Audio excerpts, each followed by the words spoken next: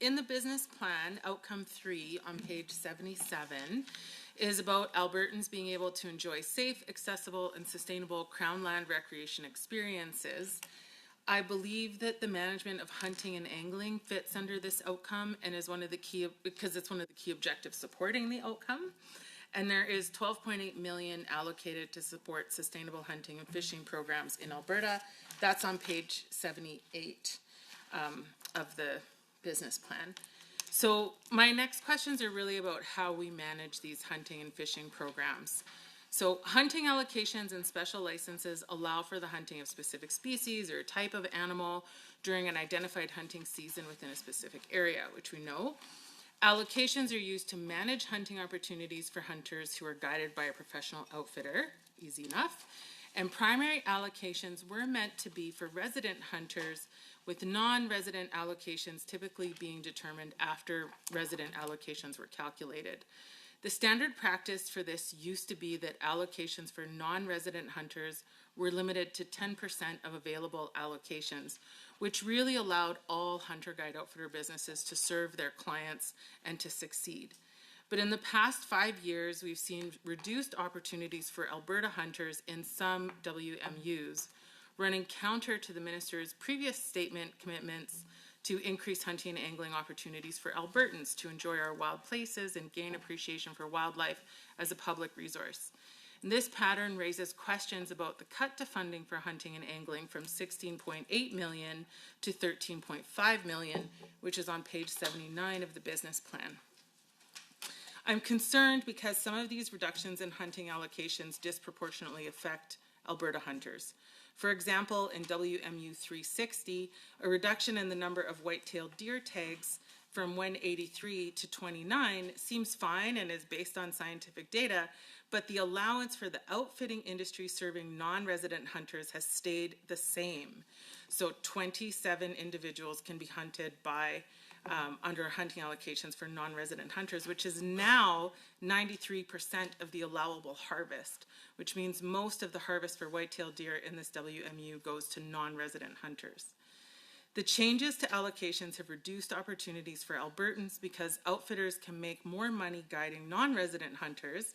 I'm sure we can all appreciate that guiding a non-resident, you can charge more per day, like $1,000 per day, versus $300 a day for an Albertan.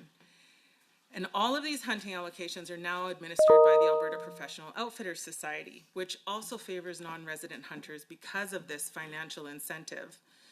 So at these rates of these $1,000 per day versus $300 a day, the sale of allocations has also increased and is as much as $1 million for 2 to 3 allocations, which means that the hunting and guide outfitting businesses that serve Albertans cannot afford to purchase allocations. So businesses targeting resident hunters can't afford the allocations, which means less Albertans have an opportunity to engage in hunting. More and more allocations are being reserved for the outfitting industry, which makes more money with non-resident hunters. These program changes have reduced the opportunity for education-based guiding programs that are designed to engage Albertans new to hunting in this very traditional form of recreation and subsistence. But the changes do benefit outfitting companies that serve non-resident hunters. So, in this year's budget, the expense to operate hunting and angling is being cut from 16.8 million to 13.5 million, which I stated previously. Is this cut because APOS, or the Alberta Professional Outfitters Society, is now administering licenses?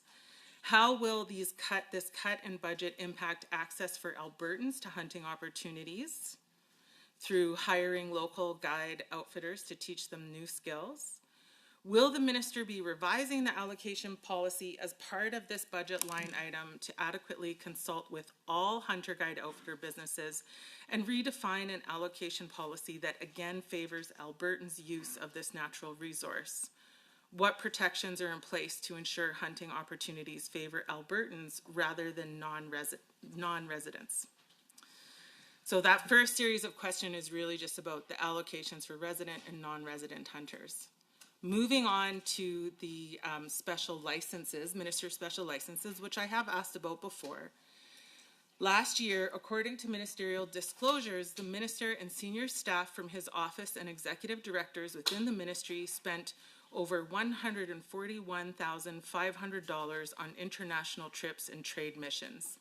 This is a significant spend of taxpayer dollars. The Minister's office expenses are increasing this year to $938,000, and corporate services is increasing from $4.5 million to $4.9 million. This is on page 115 of the estimates. Are there more foreign trips planned for this year? What value did Albertans get from the Minister's trade mission to Japan? This funding could be much better spent on a variety of wildlife programs, such as researching grizzly bear population density, helping farmers better coexist with elk on private land, consulting with Indigenous nations on hunting regulations and traditional use, and so much more.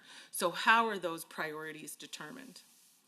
Many of these trips were to various hunting trade shows where the Minister auctions Minister special licenses for non-residents to hunt Alberta wildlife.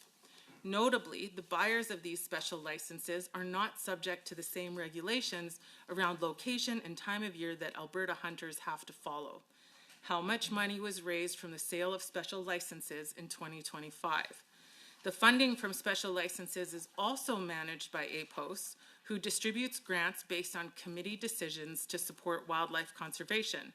But the process and the decisions around those conservation projects are biased because they are based on the projects that address the greatest concern to the hunting and outfitting community. Effectively, these grants are to increase habitat and populations of animals that are hunted, thus not serving all wildlife. What are the reporting requirements from APOS to demonstrate how the money is distributed, and what overall conservation benefits are achieved through this program? With the increase in the Minister's office budget, can Albertans expect to fund more trips to sell our wildlife to the highest bidder so that we can fund more conservation projects for species that are hunted by the highest bidder? I'm not convinced that's a good spend of taxpayer dollars if that's the case. Also under this same program is the Wildlife Management Responder Network, which I have also raised questions about before. People now pay an application fee of $50. Last year, about 4,000 people applied, generating $200,000. Does this money go back into grizzly bear or elk conservation programs or into human-wildlife conflict programs to address the source of the issues?